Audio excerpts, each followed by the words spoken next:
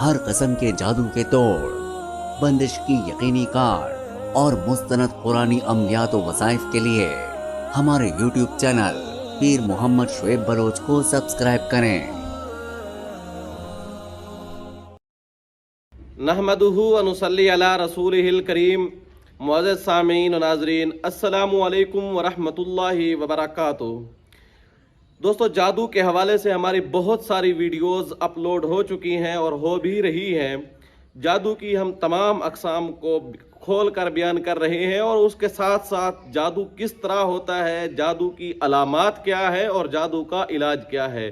ہمارا مقصد جادو کے مکروہ دھندے سے لوگوں کو صحیح معنوں میں روشناس کرانا، کیونکہ اس کے اندر کافی سارے لوگ ایسے ہیں جو لباد اسلام کے اوڑھ لیتے ہیں، روحانیت کے اوڑھ لیتے ہیں، لیکن اندر سے کالی بھیڑیں کی طرح اسلام کو، دین کو، مذہب کو، عقیدے کو چاٹ رہے ہوتے ہیں، جو مسلمانوں کے، سادہ لو مسلمانوں کے عقیدوں کے ساتھ کھلواڑ کرتے ہیں۔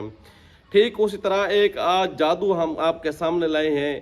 یہ ایسا خطرناک اور بھیانک جادو ہے جو عام روٹین میں بہت زیادہ ہو رہا ہے، کیونکہ پچھلے دنوں کسی دوست نے بتایا ہے کہ ان کا ایک فارم ہاؤس ہے اور اس فارم ہاؤس پہ ایک مسلی آتا ہے اور وہ ان کے گھوڑوں کے نال لے جاتا ہے۔ میں نے انہوں نے پوچھا کہ اس کا کوئی عملیات کے ساتھ تو کوئی ریلیشن نہیں ہو سکتا۔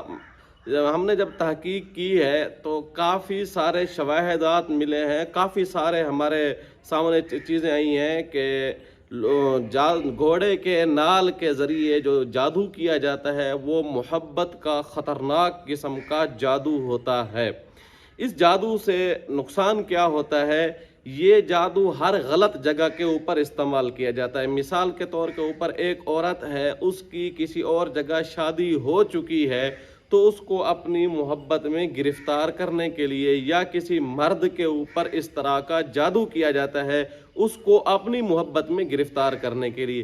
یہ تو ہے شادی شدہ احباب کے لیے۔ شادی شدہ سے ہٹ کر کنوارے لوگوں کے اوپر، کنواری لڑکیوں کے اوپر، کنوارے لڑکوں کے اوپر بھی اس طرح کے جادو کیے جاتے ہیں۔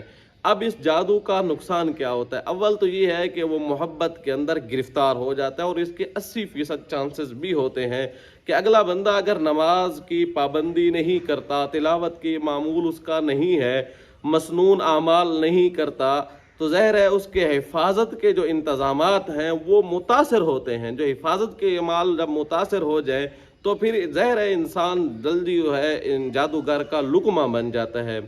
اس لیے ہمیں یہاں ایک سبق یہ مل رہا ہے کہ اگر آپ لوگ نماز کی پابندی نہیں کریں گے، تلاوت کا معمول نہیں رکھیں گے، تو جادوگر آپ کو جلدی تارنے والا بنا لیں گے۔ دوسرا نقصان یہ ہوتا ہے کہ اگر بالفرض وہ محبت میں گرفتار مرد یا عورت گرفتار ہوا یا ہوئی نہیں ہوئی، تو اس کا سیکنڈ آپشن کیا ہوتا ہے؟ اس کا سیکنڈ آپشن یہ ہوتا ہے کہ یہ جادو ایسا ہے کہ کبھی بھی خطا نہیں کرتا۔ یہ جادو اگر اپنے ہدف کو نہیں پا رہا ہوتا تو اس دوسری جگہ کے اوپر غلط ریئیکشن بھی یہ مار رہا ہوتا ہے۔ وہ کیسے؟ وہ اس طرح کہ اگر عورت ہے تو اس کے بال جھڑنا شروع ہو جاتے ہیں۔ دوسری علامت یہ ہے کہ اس کے چہرے کے اوپر چھائیاں آنا شروع ہو جاتی ہیں۔ تیسرا یہ ہوتا ہے کہ ان کے جو مخصوص ایام ہوتے ہیں وہ متاثر ہونا شروع ہو جاتے ہیں۔ ظاہر ہے جب یہ مخصوص ایام متاثر ہو جائے تو اس سے کافی ساری جسم کے اندر خرابیاں لازم آتی ہیں، بال جھڑنے لگ جائیں، اس سے بھی ظاہر ہے حسن کے اندر جو ہے کافی ساری خرابیاں لازم آ رہی ہوئی۔ چہرے کے اوپر اگر اس طرح کی علامات آ رہی ہوں تو ظاہر ہے اس سے بھی کافی سارا جو ہے بدصورتی اور خوبصورتی کے اندر جو ہے کافی سارا بگاڑ لازم آ رہا ہوتا ہے۔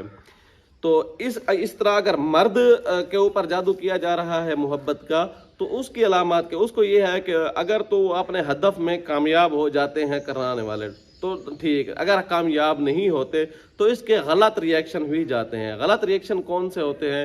غلط ریئیکشن یہ ہوتے ہیں کہ اس کی مردانہ قوت جو ہوتی ہے، مخصوص مردانہ قوت، وہ متاثر ہونا شروع ہو جاتی ہے۔ اللہ تبارک و تعالی نے انسان کے اندر، مرد کے اندر خصوصاً جو جراثیم رکھے ہوتے ہیں، مردانہ قوت والے جراثیم، وہ سپرم جو ہیں وہ بھی متاثر ہونا شروع ہو جاتے ہیں۔